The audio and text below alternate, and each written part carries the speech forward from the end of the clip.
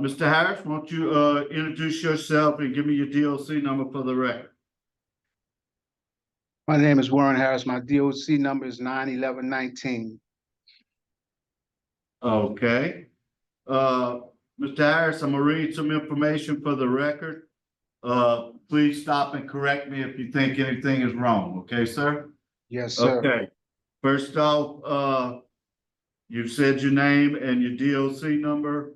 You're serving a life sentence on 3 murders. You were sentenced in 1977 to life sentence.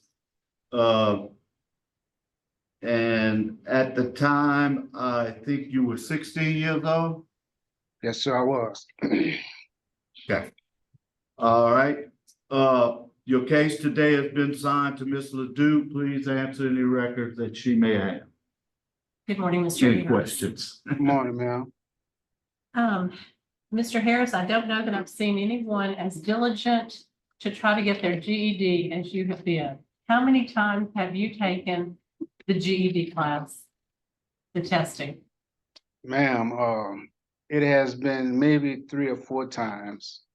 Yeah, and you worked hard to get that. You just received that last year? Yes, ma'am.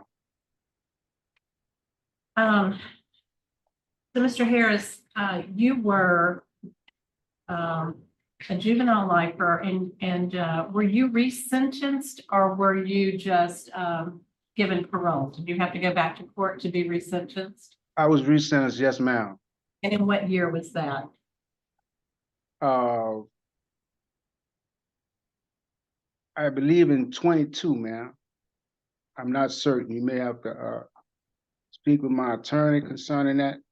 I would like, yes, ma'am, would you confirm what date he was resentenced?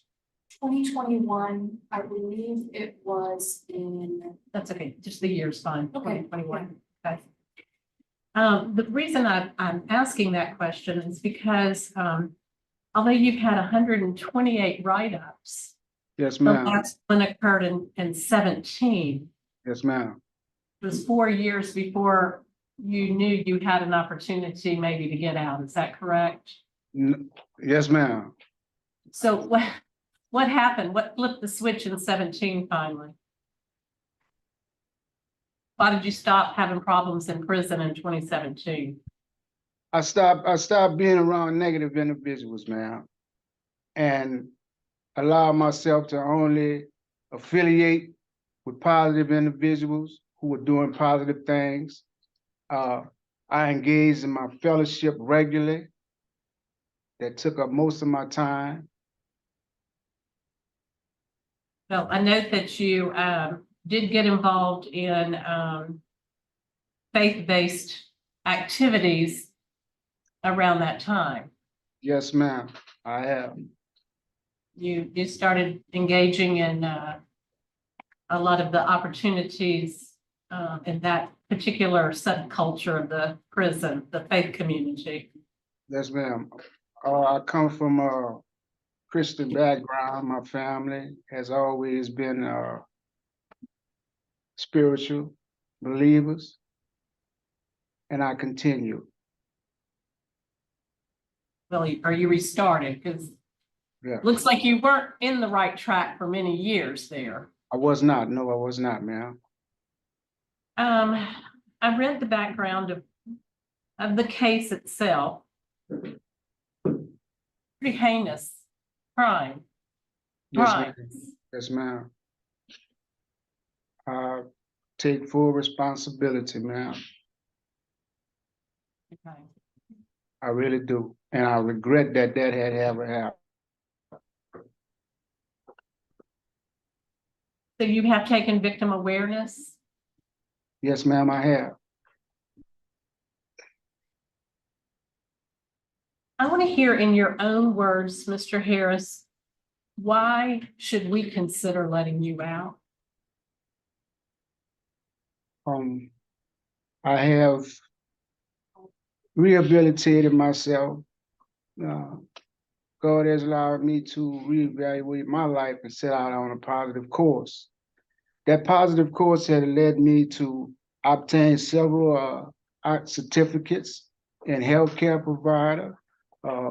I'm skilled at landscaping, as various other trades, janitorial. Uh, and at present, I am a academic GED literacy tutor.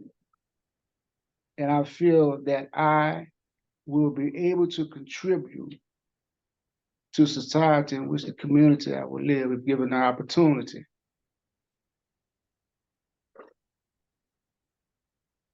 Were you personally aware of any of your victims, or were these chance happenings? You know, No, if ma'am, I wasn't familiar with any. No, ma'am. I was not.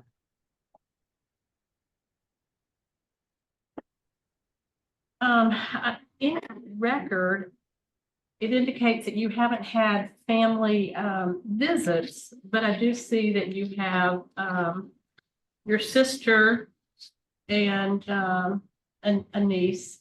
So you've been having Yes. visits pretty often at the Ma'am, state penitentiary. only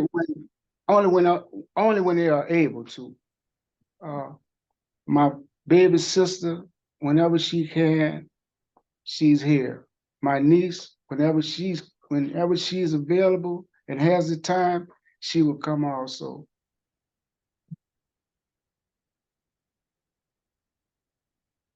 Um, what is your greatest challenge looking at possible parole? Do you have any concerns, or what is your greatest concern if you get out? Ma'am, I have a few nephews. I have one that I constantly pray for, and I wish to reach him before anything happened to him or before he winds up in prison. Not just him, maybe a few of his friends. You know, I would like to reach him.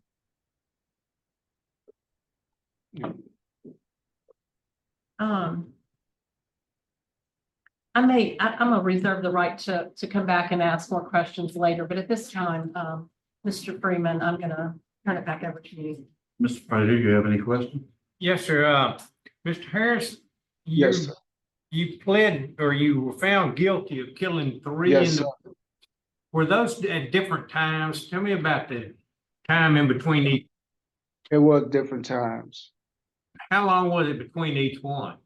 I'm trying to understand the crime. I don't care about the gory details.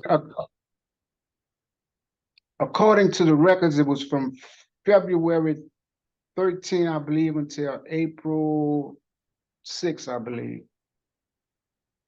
Okay, so length of time, and there was a fourth murder. Did you commit that one too? I was found not guilty. I was found not guilty, sir. Okay. Did these all take place at the same place? The same area, within the same area, sir. Okay. And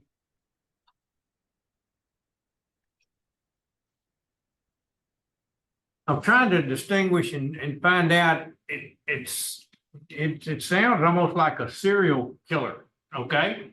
I mean, that's, with my background, that's what it sounds like. So what was the MO of this serial killer? I understand. I was a young juvenile, teenager, no sense of direction, a high school dropout, swallowing all kind of pills and anything you could think of at that time, you know. And I just saw it happen, and I just wasn't in the right state of mind, sir. Yes, I mean, did you set these murders up in order to rob the people? Or No, was- sir. It was not a setup. It was not a setup at all. Then why didn't you? I was in need of money to support the drugs I was using at the time. I became affiliated with some of the victims, you know, and was asked to accompany them to their home. And at the time, when we entered the home, I robbed and killed those men, and I regret it. And I'm so sorry every day. I regret it. That's all that I have. Thank you, Mr. Harris. Okay, Mr. Harris, I just have one question. What have you done to address your drug problem since you've been in Angola? I have taken drug courses, living in balance, step 1 and 2. You plan I, up when you get out? sir? Do you plan on following up when if you Yes, were? sir. Yes, sir. I will certainly follow up. And I'm sure Mr. Myers will have some stuff to say about that, when he speaks. Okay, I have no further questions. So now we will go to the family. First, Roberta Harris, sister-in-law. That's me. Okay, you want to speak first? On behalf of Warren, I just wanted to. You can go up there to the podium, ma'am. On behalf of Warren, I am his sister-in-law. I met Warren, through his brother David. I'm married to David. Met Warren in '76 when his brother and I met. When I met Warren, he was, this kind and gentle person. He stayed right next door to the grandmother, Miss Julia. And Warren was always taking care. He looked out for her. He made sure she had everything. He made sure his mother had everything. He made sure his siblings had everything. But like he admitted, with the drugs that he got a hold of too, it just did something to his mind to just make him do things out of the ordinary. But he was raised in a Christian family. His grandfather was a minister. His mother sang in the choir. They were required to go to church on Sunday. But like you said, once he got out into the streets and those drugs got a hold of his mind and his brain, he dropped out, and then we just don't know what happened from there. But we still love him. Okay, thank you, ma'am. Thank you. Okay, Mr. Kerry Myers. Good morning, Kerry Myers with Louisiana Parole Project. This board already knows Mr. Harris was 16 years old, addicted, had been addicted for some time before he committed these crimes. We also know that 16-year-olds and addiction can lead to some horrible consequences. We know why the brain science says that juveniles are different. But Mr. Harris, I think Ms. LaDuce said it correctly, 7 years ago, the light completely clicked on before he knew he was going to be parole eligible. And he rededicated his life spiritually. He worked very hard on his GED, his programs. Mr. Harris is now not a 16-year-old addicted child. He is a 64-year-old man who has served 46 years for these crimes. He has a support system. One of the things that will happen immediately, address any concerns that you may have about that, Mr. Freeman, is he will get an evaluation, substance abuse and mental health evaluation from our social work staff. And we'll make sure that any recommendations are followed through that. Not only that, after 46 years, from a 16-year-old now to a 64-year-old man, he's going to need the type of services that we can provide, that the in essence detoxification from the institutionalization that he's been involved in for the last 46 years. And that's what our program is absolutely geared to do.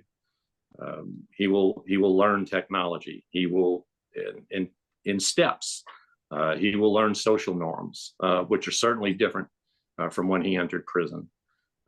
He will have the ability to continue to access our social work department. He will learn financial management.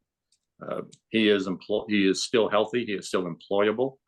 He has employment waiting for him. His sister has offered him housing and has been supportive throughout this time. We're here to help him through that for as long as it needs to be. And once he's completed our program, Mr. Harris has a strong support system. So we would just ask this board to consider the fact that, you know, he is not the 16-year-old addicted child that committed these crimes. Regardless, you can't minimize any of the actions. They were horrific, but this is the whole capacity to grow and mature is the reason we're here today. And so we'd ask this board to consider all these factors today in making their decision.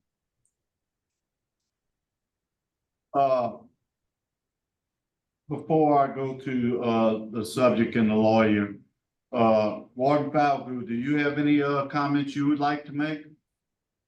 Yes, sir. Good morning. You know, you were talking about the history of Warren's record, and at one time he did have Class A trustee status. He worked in beautification for us outside the fences for 8 years. Then 15, lost that on a write-up, had that other write-up in 17. He's worked his way back up to a Class A again. When he did back in 2017, worked his way back up to a Min B. His job was a union supply stock clerk for us in the warehouse. He was responsible for a lot of inventory that was worth a lot of money, and those jobs are jobs that we will put inmates in that we can trust to the degree of, even with oversight, that they're going to do a good job for us. And he did that until 18, when he went into his full-time GED. And I think he was 6 times in his GED attempts, and finally there, and now he's a tutor. So yeah, he definitely in 17, as you guys stated, has done a good job in turning that corner and maintaining his process and his projection to where he is now. So his focus has changed. Thank you, Warden. Sure. Okay, Mr. Harris, would you like to make a statement? Yes, sir. Ma'am? Ms. Palmer hasn't spoken yet. Oh. Okay, I thought he had his speaker. Let's see. No, he hasn't. Ms. Palmer, would you like to speak? Yes, sir. Thank you so much for this opportunity. Yes, ma'am. Good morning. I'm Warren Harris' baby sister, and we all were disobedient to our mother and our grandparents coming up. I was pregnant at 14. I was a grandmother at 40. And throughout the years, we all have turned our lives around and went back to the foundation on which we were brought up on, and that was the foundation of Jesus Christ. I have seen Warren grow throughout the years. We all were in prison those 47 years with Warren. Like I said, we were all disobedient as children, and I got pregnant. I was smoking weed. I was in an abusive relationship with my children's father. But throughout the years, we stayed connected. I had been going to the prison since I was 4 years old. Our father was in jail since 28. Our mother was abandoned by her first husband and then abused by our father, which was in jail for 28 years. Then Warren, he's been in there for 46, and my other brother, he's been back and forth for 15 years. So we've all returned back to the foundation on which we were brought up on. Thank God for that. I've seen Warren mature. He's helped me throughout the years. I've sent photos when photos were accepted. I've sent money throughout the years. visits throughout the years when our mother was living, now that she's gone. Now I'm a great grandmother at the age of 60. So Warren has been like a father, uncle to my children, my grandchildren, and we lean on each other. When I go and visit, I don't just go to visit him. I go because I need him. He's been a support to me with the JPay and the emails. He encourages me. He sends me letters and prayers throughout and so I'm here to be here for him till the day God calls us all home. I've seen a change in all of us, how we've changed our lives and living the way our parents really intended us to live. But I thank you all for this opportunity, and I thank my parents for raising us up in this faith base, because 47 years ago, this opportunity was not possible. But we prayed and asked God to forgive us of our sins and to have mercy upon us, to pity us and spare us. And so this day, He has made this day possible. And I thank you for the hope of it. And I thank you for the joy and just the confirmation.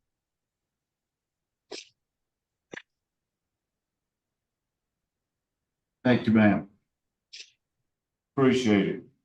Okay, Ms. Floresca? You ready? I'm ready. Yes, ma'am. Perhaps you wanted Warren to speak first. I wasn't sure.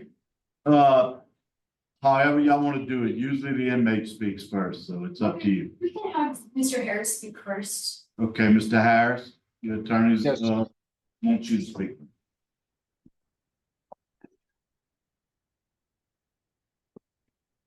Thank you for allowing me this opportunity.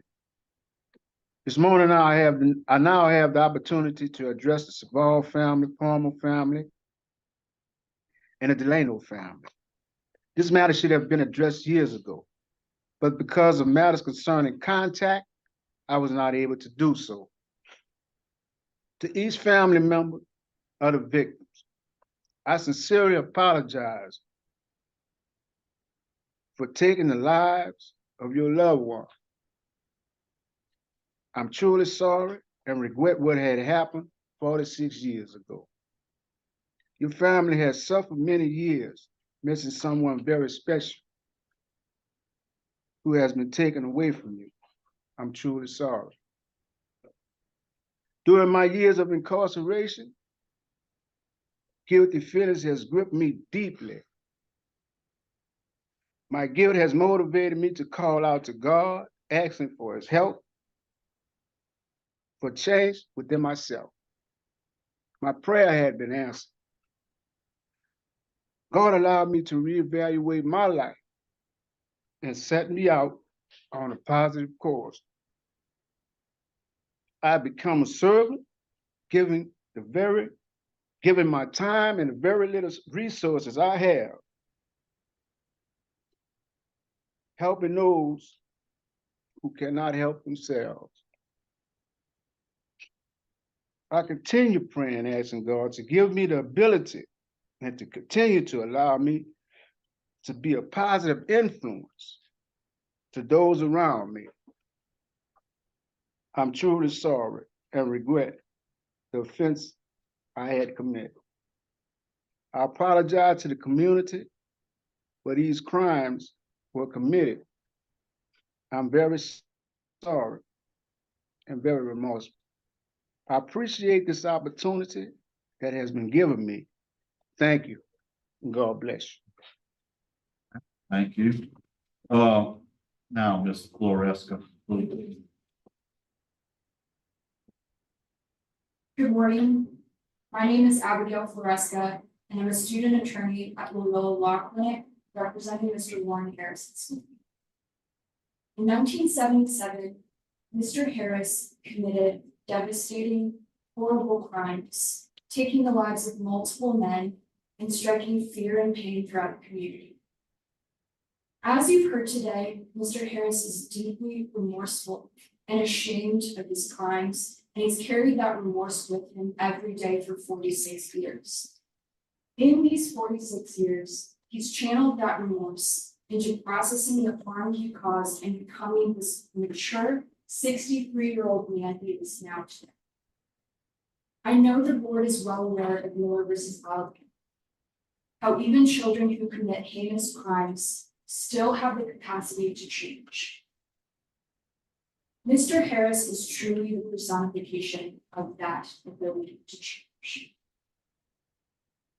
His life shows that when children are removed from abuse, drugs, violence, and dysfunction, they can become totally different. 16-year-old Warren ran the streets and didn't follow the rules, as you heard.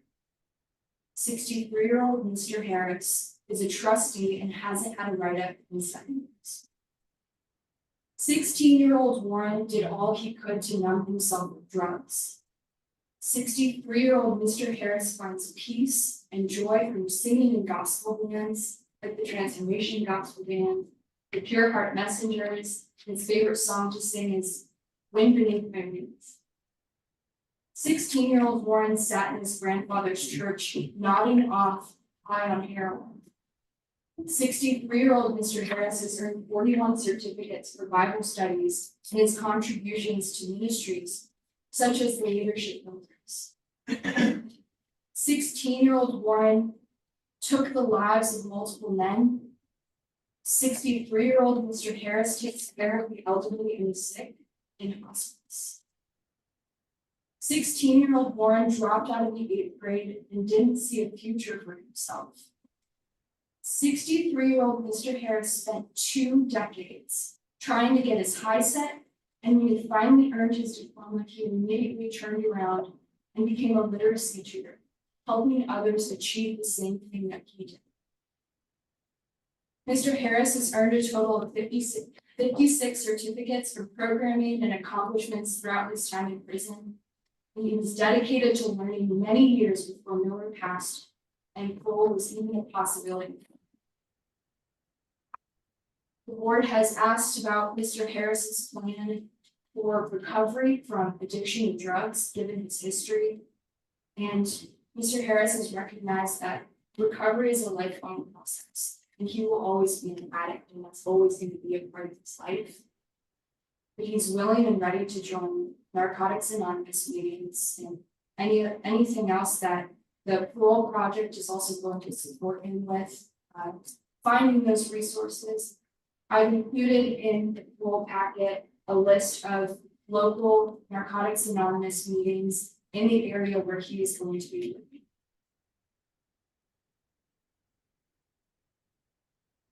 Should the board grant parole, Mr. Harris has the support of his family, his friends, and the Parole Project. As you've heard, the Parole Project is going to help him with reentry and everything that he's going to be needing, navigating, coming to the free worlds after 46 years. His sister Brenda has supported Mr. Harris his entire time in prison, visiting him, supporting him, and she's ready to give back to him as well. Mr. Harris is also hoping to give back, as you heard, mentoring his 9 grandnieces and nephews, continuing to sing and worship, and doing landscaping, a passion he discovered while at Angola, striving to make the world around him more beautiful. The significance of Miller hearings is that children who have spent the majority of their lives incarcerated have the opportunity to show they've changed. And in 46 years, Mr. Harris has done just that. Today, he's a trustee, a man of faith, a literacy tutor, and a source of support to those around him. Pastor Savoy wrote, "He has a heart for people and a life that reaches those who seem to be unreachable." In light of the person that Mr. Harris is today, we urge the honorable board to grant Mr. Harris's parole. Thank you very much. Thank you. Okay. Now we'll vote. Ms. Ledoux, since you have the case, you'll vote first.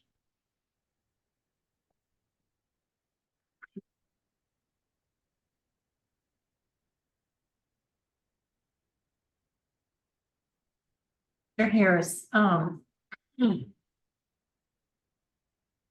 you have to understand, all of us take this role very, very seriously. And I read all 200 pages of your file several times. And I've gone back and forth on this. Hearing you today was very insightful. You have a low risk assessment on the tools that we are provided with. You have good plans for your release. You have what I consider adequate institutional educational accomplishments. I can't change what you have done in taking the lives of those people. Many times I ask myself before I make a vote, would I live next door to this person? Would I be afraid to live next door to this person? Mr. Harris, there's still some things in your record that concern me, some of the write-ups that you've had, especially the 21s. Okay, I'll be honest. Okay. 21. 21. But at this point, after 47 years of incarceration, I believe that you're ready for the streets. And so my vote today is to grant parole, with the condition that the parole project tune in very carefully to your needs for your giving you the tools to make good decisions. Okay, so my vote is to grant. Okay, thank you. Mr. Prater? I've heard some very strong arguments and recommendations today, and I applaud you, Mr. Harris, for your growth and the accomplishments that you have accomplished. I think you're truly repentant of what you've done. I think we all have our mission fields in life. I'm a strong believer in that. I truly believe that your mission field is there at Angola, at Louisiana State Penitentiary. And it's similar to, I guess in my mind, it's similar to a person that might smoke and then develop cancer and then quit smoking. They still have the cancer. They still have to pay the price for what they did. And so having said all of that, and considering the fact that you were given 3 life sentences to run consecutively, my vote is to deny. Okay, thank you. Okay, you know, I looked at this, Mr. Harris, in a lot of ways. You were 16 years old when this occurred. You were on drugs real bad.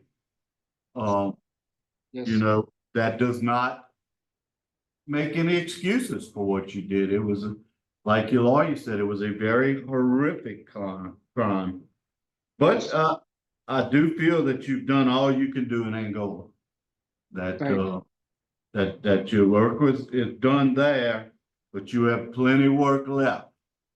So my vote today is also going to be to grant to the parole project.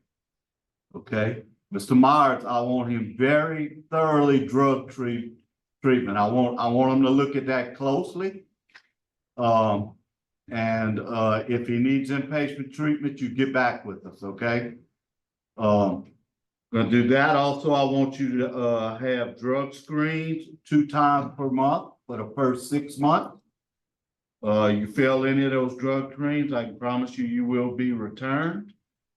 And that's all the conditions I'm gonna put on you. I'm gonna let you off to put the rest. I thank your family for showing up here today, and your representatives have meant a lot. Like your sister said, y'all need to all grow together. Thank you, sir. World's gonna be watching you, I can promise you, so be careful. That's my Okay. vote. Congratulations. I just have to say, Mr. Harris, it's Ma'am? very difficult to make these kind of choices, okay? And then I appreciate what you've done. I understand. Thank you, ma'am.